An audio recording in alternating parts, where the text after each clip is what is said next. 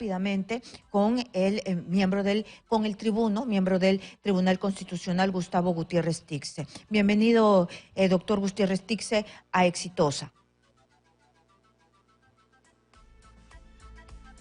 Hola, ¿cómo está? ¿Me escucha? Buenas tardes, Karina. ¿Tenemos Sí, ciertos ¿cómo está, problemas? Karina? Buenas tardes. Ahora sí. Exitosa. Creo que ahora sí tenemos ya la comunicación fluida. Hola, ¿cómo está? Tenemos un impasse en la comunicación. La Corte Interamericana de Derechos Humanos pide a Estado peruano que demuestre que acataron orden de no liberar a Alberto Fujimori. La Corte Interamericana de Derechos Humanos requirió al Estado peruano que informe cómo cumplieron la resolución que emitieron el 7 de abril del 2022. Ayer tratamos este tema y es que ellos habían puesto unos ítems, ¿no?, que tenían que cumplir para esta excarcelación. ¿Y de qué se trata? Primero, de que pague la reparación civil. Segundo, de que se arrepienta de lo que había hecho y que en realidad esté claro de la gravedad de los delitos cometidos, y ya un juzgado ha dicho que es culpable de estos delitos. Y tercero, que esto no impacte en las víctimas, en los familiares de las víctimas. Y esos 3 puntos son los puntos que todavía no se han cumplido porque no ha pagado la reparación civil, no ha pedido perdón y, según lo que he escuchado de los abogados de las víctimas, todavía las víctimas se sienten afectadísimas. Nosotros ya hemos retomado la comunicación con el tribuno Gutiérrez Tixe. Doctor, ¿me escucha? Sí, lo escucho. Muchas gracias. Doctor, empecemos poco a poco. Primero, su interpretación de lo que ha causado un poco de desorden al saber bien el significado de esta resolución que emitió el Tribunal Constitucional, es igual que la interpretación del presidente, es decir, es una orden de excarcelación a Alberto Fujimori. Bueno, como ya se ha explicado, quizás no se entienda porque son instrumentos procesales a través de los cuales se desenvuelve las acciones y competencias del Tribunal Constitucional. Nosotros aquí tenemos un escrito, 2 escritos, que son 2 pedidos de aclaración. Entonces, en 2 pedidos de aclaración, nosotros no podemos ordenar expresamente una excarcelación ni nada por el estilo. Lo que nosotros estamos diciendo, concretamente, es que hay una sentencia, que es la sentencia que emitió el anterior tribunal, y que ese tribunal es el que ordena la excarcelación del presidente Fujimori. Esa sentencia está vigente. Por lo tanto, estando vigente, esa sentencia está en manos del juez penal de ejecución, que finalmente deberá resolver conforme a los términos que la sentencia ha señalado. Muy bien. Y ahora lo que ha dicho, es decir, la sentencia está vigente, la sentencia es de excarcelación, pero también hay unas recomendaciones de la Corte Interamericana de Derechos Humanos que ha puesto pautas para la excarcelación, y ahora rápidamente han emitido este comunicado donde exhorta al Estado peruano a informar cuál es la situación de este proceso, ¿no?, de estas recomendaciones. La Corte Interamericana de Derechos Humanos requirió al Estado peruano que informe cómo cumplieron la resolución que emitieron el 7 de abril del 2022. Entonces, todavía hay puntos que no se han cumplido. ¿Cómo se enfrentan jurídicamente estas 2 posiciones? Ya 3, lo que ustedes han dicho, lo que el juez va a determinar y lo que la Corte está diciendo. Bueno, lo que yo le puedo decir es que el Estado peruano está obligado a cumplir las sentencias. Y el Estado peruano, en el caso Fujimori, cumplió plenamente la sentencia. ¿Qué es lo que decía la sentencia en el caso Barros Alto? Que el Estado peruano tenía que investigar, tenía que procesar y tenía que sancionar. El Estado peruano ha investigado, procesado y sancionado al expresidente Fujimori. Le ha impuesto una condena de cárcel. En consecuencia, se ha cumplido con la sentencia. Lo que viene después son ya hechos posteriores. Uno de ellos es que el Estado peruano legítimamente utiliza una herramienta que está en la Constitución que se llama el indulto. Con el indulto, finalmente corta la pena después de haber cumplido un largo plazo. Lo que hay al otro lado es que para la Corte puede supervisar y en la supervisión puede indicar determinados criterios. Pero esos criterios son referenciales, no son mandatorios como en una sentencia. Si estuviera en una sentencia y en la sentencia hubiera dicho el presidente no puede otorgársele ninguna gracia, ningún beneficio, o el beneficio debe otorgársele tal magnitud, entiendo que estaríamos en la dación de una sentencia, pero en este caso no existe. En este caso lo que existe es una resolución temporal cautelar, por eso que está pidiendo la Corte que le informe qué se ha hecho, y lo que se ha hecho es que se ha paralizado la ejecución de la sentencia del tribunal por más de un año. Entonces técnicamente ha hecho caso, pero ya a nuestro criterio la sentencia se ha mantenido vigente y ante el pedido de algunas partes con sus escritos, definitivamente hemos tenido que pronunciarnos en ese sentido. Porque ¿cuál sería la otra salida? ¿Que anulemos una sentencia? No podemos, pues. No podemos anular la sentencia, menos por un periodo de aclaración. Quizás si hubiera habido otro proceso, etcétera, estaríamos en esa discusión. Pero en este caso no tenemos ningún recurso impugnatorio para poder pronunciarnos sobre esta perspectiva. Únicamente tenemos que pronunciarnos sobre los instrumentos procesales que nos traen el Tribunal Constitucional. Entonces, por un lado hay una medida temporal, por otro lado hay una sentencia definitiva. ¿Se ha actuado algo en contra de la sentencia definitiva? No. ¿Se ha resuelto la medida temporal para una decisión definitiva de la Corte? Tampoco. O sea, ya aquí puede haber lenidad de las partes, quizás lenidad de los propios interesados en que el señor Fujimori se mantenga en prisión, pero técnicamente no se puede paralizar un acto simplemente con una decisión cautelar. Muy bien, entonces yo lo que quiero que quede determinado aquí para que todos entendamos, ¿no? Es decir, la Corte Interamericana de Derechos Humanos no ha emitido una sentencia. Es decir, no. Cuando emite sentencias, nosotros estamos obligados a cumplirla porque estamos dentro de este sistema supranacional. No es una sentencia, esta vez es una apelación y ha emitido recomendaciones.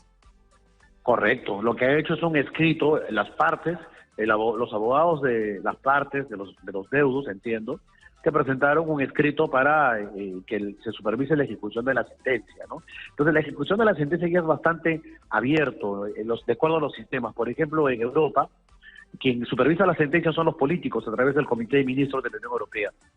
Y también hay un margen de discreción de los estados de poder adecuar las sentencias a la realidad de cada país, porque cada país tiene su propia realidad. En consecuencia, en el Perú y también la propia Corte ya ha desarrollado doctrinas sobre el margen de apreciación nacional. En consecuencia, nosotros tenemos una sentencia, le hemos cumplido, pues, se está cumpliendo.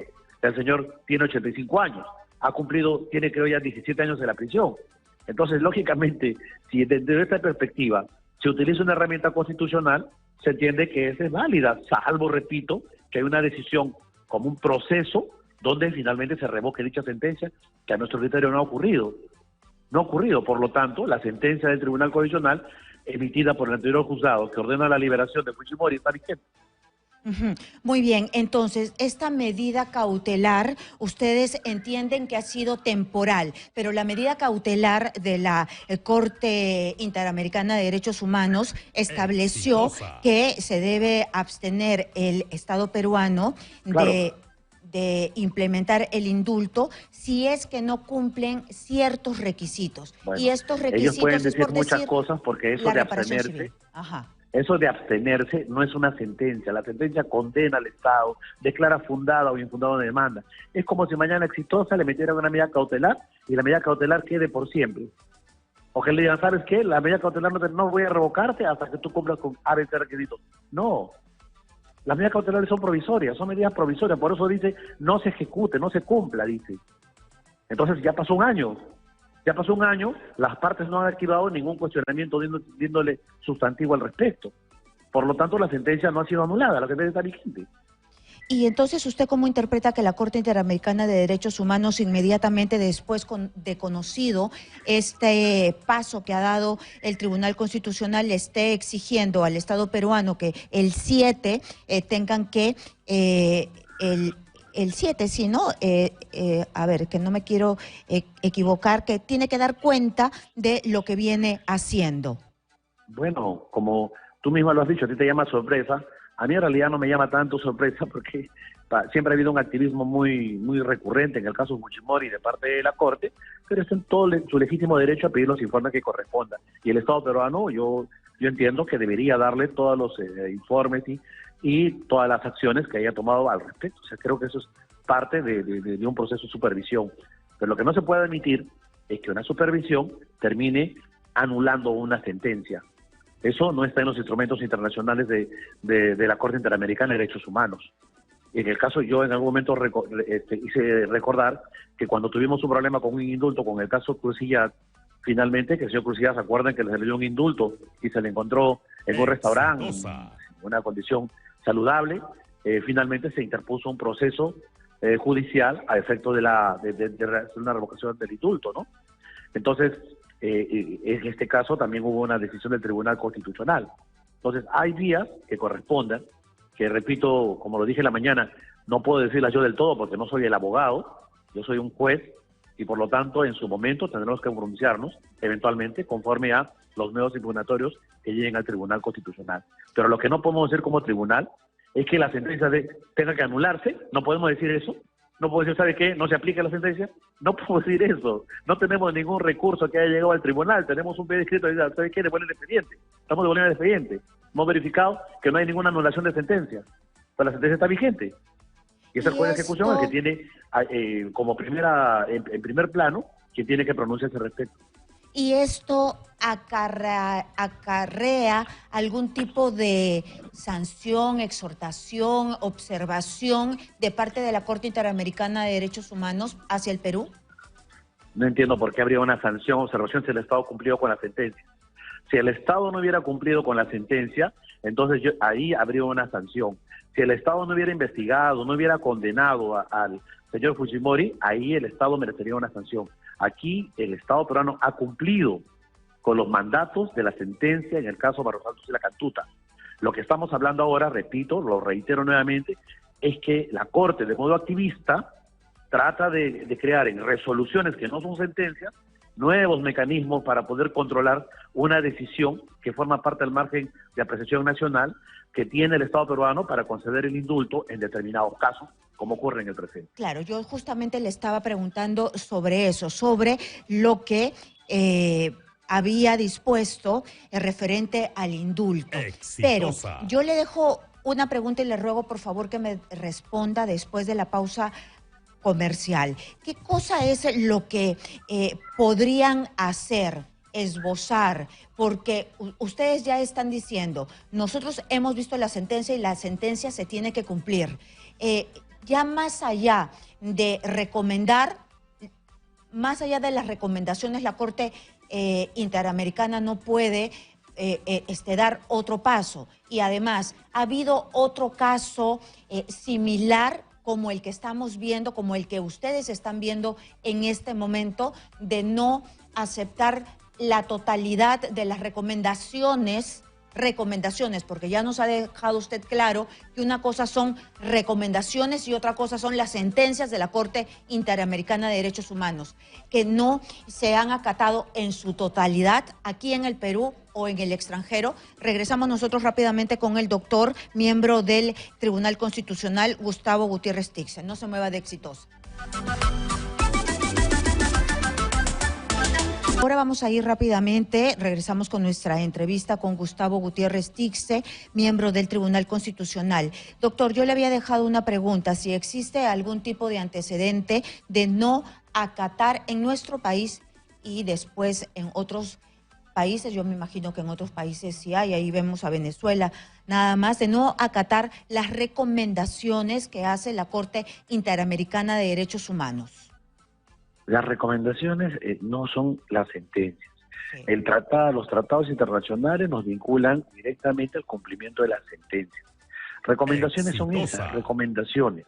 Cuando alguien recomienda la vida común y corriente es una recomendación. En este caso es una resolución de supervisión. El asunto se puede tornar muy polémico, pero tendrá que resolverse por un tribunal interno. Porque si hay una resolución de supervisión, que es una verificación de cómo se está ejecutando una sentencia, finalmente esa ejecución tendrá que verse en el fuero interno, y el fuero interno es el que tiene que decidir.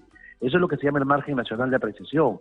Ahora, si hay una inconformidad o una decisión que no esté de acuerdo con dicha forma como el Estado está ejecutando, pues definitivamente también puede utilizar las herramientas jurídicas que seguramente la formula.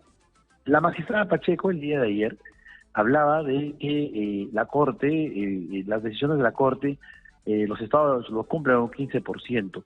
En realidad, quizás ahí había que hacer una precisión.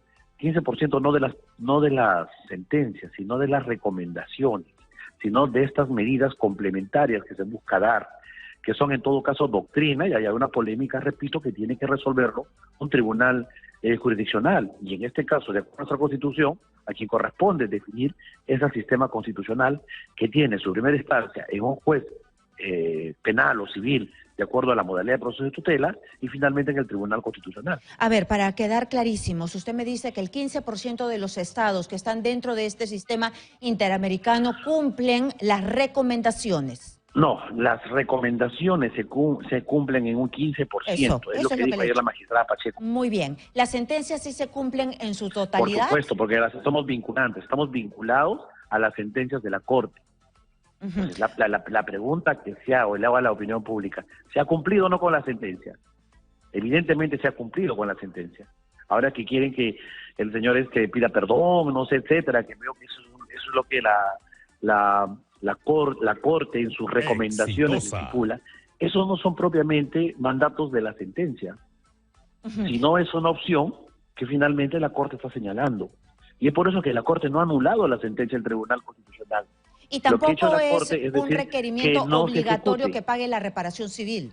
No, eso dependerá del derecho interno. El derecho interno también tiene que definir esos temas. Claro. Claro, porque si no, Cerrón estaría preso, ¿no? Porque estaba con la reparación civil y seguía ejerciendo sus derechos políticos en la calle.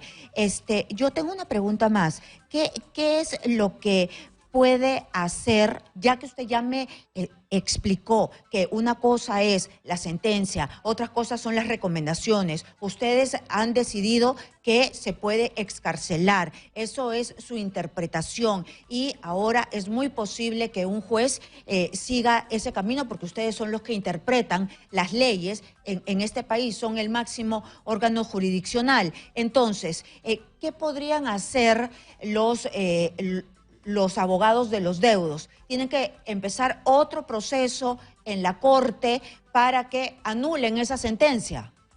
Bueno, yo creo eso yo no le podría decir. Bueno. Eso le corresponde a los abogados o a los constitucionalistas, que supuestamente hay bastantes en el Perú, para que puedan argumentar o señalar las vías que corresponden. Yo eso no podría decirle. Yo lo que le puedo manifestar es lo que ya he reiterado. Claro. Bueno, entonces definitivamente tiene que ser con sentencia, aquí, en el caso concreto, nosotros no estamos ordenando. Nosotros estamos señalando que hay una sentencia. La sentencia, por eso también eso quisiera que la opinión pública entienda, porque luego hay comentarios tendenciosos, medias verdades, que tratan de distorsionar a la opinión pública. Este es un tribunal. No es una corte política. Este tribunal tiene que resolver conforme a los usos y al lenguaje jurídico. La sentencia que señalamos que está vigente, la sentencia emitida por el anterior tribunal, declara fundada la demanda y ordena la libertad del señor Fujimori. Cuando nosotros decimos esa sentencia está vigente y que el juez proceda conforme a sus atribuciones, estamos señalando que el juez tiene que tomar una decisión respecto a esa sentencia. Ya, y la decisión es excarcelación, porque la sentencia está vigente, no hay otro camino. Por eso le vuelvo a decir, ese es el mandato. Muy bien. Ahora bien, el juez, yo por eso le digo, yo entiendo, es que por eso que he tratado de ser un poco más prudente, porque definitivamente todo juez, absolutamente todo juez, tiene un grado de autonomía, y en ese grado de autonomía puede realizar un conjunto de aristas antes de resolver o resolviendo, y además porque puede haber también eventualmente una decisión en contra de la decisión del juez que termine llegando al Tribunal Constitucional a través de un recurso de apelación. O a través de algún otro mecanismo procesal que tampoco lo voy a decir, porque eso le corresponde a los propios abogados de las partes. Claro, esas son las estrategias. Entonces, en ese internas momento de cada parte. nos pronunciaremos sobre el fondo. Si es que tiene que ocurrir al respecto. Queda claro. Ahora quisiera cambiar un poquito de tema antes que se me vence el tiempo. Y ya llegó hasta yo quisiera más bien aprovechar por un tema que también es importante. Dígame. Es que le he leído al señor Rivera señalar de que yo he hecho un amicus curiae antes. Mire, yo tengo 25 años de que soy profesional en materia constitucional. Y he trabajado en el Congreso 15 años, prácticamente he sido asesor en materia electoral y constitucional de derecho parlamentario y asesor de partidos políticos. Definitivamente, pues, por mi carrera profesional como profesionalista estaría impedido de poder pronunciar cualquier tipo de decisión. Y eso no es correcto, eso no es correcto. Yo, en el caso en el caso Fujimori, yo me abstuve, pero el Pleno aprobó que yo participe, en razón de que solamente hay 6 magistrados, y además porque es una facultad legal. De acuerdo a la ley orgánica del Tribunal Constitucional, los magistrados somos irrecusables y tenemos que pronunciarnos. Finalmente, este es un auto, y para este auto era suficiente 3 votos. En el caso de este auto han habido 4. Pero en cualquier perspectiva, lo que tiene que entenderse es que un magistrado del Tribunal Constitucional tiene que tener una trayectoria. Pero se entiende en el derecho comparado que cuando llega a ser magistrado, uno tiene que prácticamente abandonar sus convicciones personales y ser ingratos con el poder político, porque tiene que ser un garante de la Constitución. Y eso es lo que siempre hacemos. Lo que se refiere Carlos Rivera, para que las personas puedan entender, él ha puesto en el Twitter: el 2018 el ahora juez del TC Gustavo Gutiérrez Tixe envió un amicus curiae a la Corte Interamericana de Derechos Humanos a favor del ilegal indulto concedido a Alberto Fujimori y negando la intervención de la Corte. Por ello estaba impedido de votar en este caso, pero lo hizo. Eso invalida el auto publicado. Nuevamente le digo al señor Rivera que cada vez que me pide cita lo recibo con mucha amabilidad, y viene a pedirme que lo escuche por los casos que tienen en el tribunal, siempre al área de las puertas. Le pediría que no distorsione la verdad. De acuerdo a la ley orgánica del Tribunal Constitucional, los magistrados somos irrecusables. Y repito, vuelvo a reiterar, en el caso concreto ha habido una decisión del Pleno de que me mantenga en el tribunal, en vista que solamente tenemos 6 magistrados. Pero aún con eso, la votación ha sido suficientemente superior al requerido para aprobar este auto. Pero más allá de ese tema, esencialmente cuando yo envié ese informe, no fue en favor del señor Fujimori, sino esencialmente en la naturaleza del indulto como una atribución de la Constitución, que no tiene nada que ver una cosa. Aquí estamos haciendo una cuestión de trámite, básicamente sobre una sentencia que el Tribunal Constitucional ha dictado y sobre su vigencia. De acuerdo. Ahora yo quiero preguntarle sobre el tema que ha llegado hasta el Tribunal Constitucional. Yo sé que casi no se puede pronunciar porque va a estar en sus manos, pero ya está. ¿Y cuándo más o menos se va a ver el tema de la presidencia remota? ¿Se quiere eliminar esta potestad que dio el Congreso de la República a Dina Boluarte? Bueno, ya se admitió a trámite la demanda, se ha corrido traslado al Poder Ejecutivo para que responda, conteste la demanda y alegue lo que considere. Entiendo que debe ser en defensa de la ley que permite el ejercicio de la presidencia de manera remota, que tiene 30 días hábiles, es decir, hasta mediados de enero, y luego después se convocará audiencia pública, ¿no? Que debe ser en el mes a fines de enero o a mediados de febrero, la audiencia pública para que las partes puedan informar. De ahí ya lo que corresponde son 10 días hábiles para la emisión de la sentencia. Y el tema de la ley Soto. Ayer la Corte Suprema se ha pronunciado y habla de la inconstitucionalidad. ¿El TC es el único que puede declarar inconstitucional una ley? Correcto. La Corte Suprema no puede declarar inconstitucional ninguna ley. La Corte Suprema puede dar un criterio orientador, un criterio, digamos, doctrinal, para que los jueces del Poder Judicial inapliquen la ley por la potestad del control difuso de la constitucionalidad. Es decir, si encuentran que aplicar esa ley de prescripción para un caso concreto resulta manifiestamente inconstitucional, podrían inaplicarla. Pero la Corte Suprema no puede declarar inconstitucional una ley. El único órgano competente de acuerdo a la Constitución para declarar inconstitucional la ley es el Tribunal Constitucional. ¿Y ustedes ya tienen algún pedido para declarar inconstitucional esta ley? Que yo recuerde, no hay ningún pedido. Sí, porque dado que ya hasta la Corte Suprema dice que esto es en realidad va en contra del espíritu de la persecución del delito.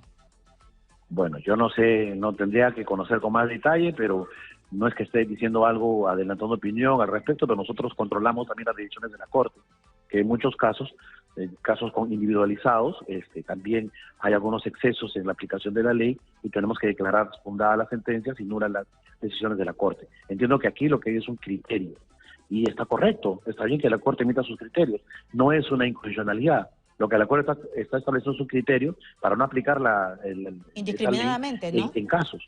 Está bien, pero ya en algún momento seguramente el tribunal se pronunciará si es constitucional o no dicha ley. Ojalá que llegue, porque parece que ha habido una avalancha de prescripciones en el aparato de justicia. Pero el juez, repito, tiene todas las competencias, los jueces penales tienen todas las competencias para poder aplicar o inaplicar la ley. Lo que tienen que hacer es motivar la decisión que tienen en sus manos. Habrá casos, entiendo, de que hay un abuso ya del tema del plazo, porque también tenemos en el Tribunal Constitucional casos que están 7, 8, 10 años, que es una barbaridad que un caso no acabe en 10 años en el Poder Judicial, y definitivamente pues el plazo ya vulneró normas, que ahora que estamos hablando del Tribunal Supranacional, vulneraron normas convencionales, y sin embargo hay personas que tienen 87 años y siguen litigando. Pero habrá casos donde seguramente funcionarios, etcétera, corruptos, algunos, seguramente aprovechen esas normas para poder burlar la ley. Ahí el juez del Poder Judicial tiene plena potestad para aplicar en unos casos y para inaplicar en otros. Claro, porque también hay gente experta, los corruptos o los que se hacen maña para estirar los casos y que el brazo de la justicia nunca les llegue. Pero también hay jueces a los que se les paga muy bien, tienen altos sueldos, ¿sí? Y que también tienen que tomar decisiones. Y no lo hacen. No sé en qué parte del mundo un proceso puede durar 7, 8, 10 años. ¿No? O sea, creo que también hay que hacer una autocrítica desde todos los sectores. Sí, hay procesos que duran para los periodistas 10 años. Debería haber un proceso integral de reforma del sistema de justicia para hacer que la justicia sea más rápida, más predecible y que no tengamos este tipo de problemas. ¿Y desde dónde debe haber ese proceso de reforma? ¿Desde el mismo Poder Judicial? Hablo de la reforma integral. No creo que todo el aparato de justicia, desde las mismas escuelas de derecho, colegios de abogados, hasta el propio Tribunal Constitucional, que forman parte del sistema de justicia, debería haber una reforma sistémica, ¿no? Que evite sobre todo que en trámites, en traslado de expedientes. Por ejemplo, este expediente del caso Fujimori estaba acá en el tribunal por años. O sea, a mí me parece un absurdo. Ese expediente se debiera sacarse una fotocopia de la incidencia y ese expediente debiera estar hace rato en el juzgado de origen. Es el caso Fujimori, pero hay cientos de casos. Tengo casos de pensionistas acá que piden por favor que el expediente baje. Y así, o casos de casos penales también, que piden que el expediente baje para ejecución y están en la Suprema, en la Superior, en el Tribunal.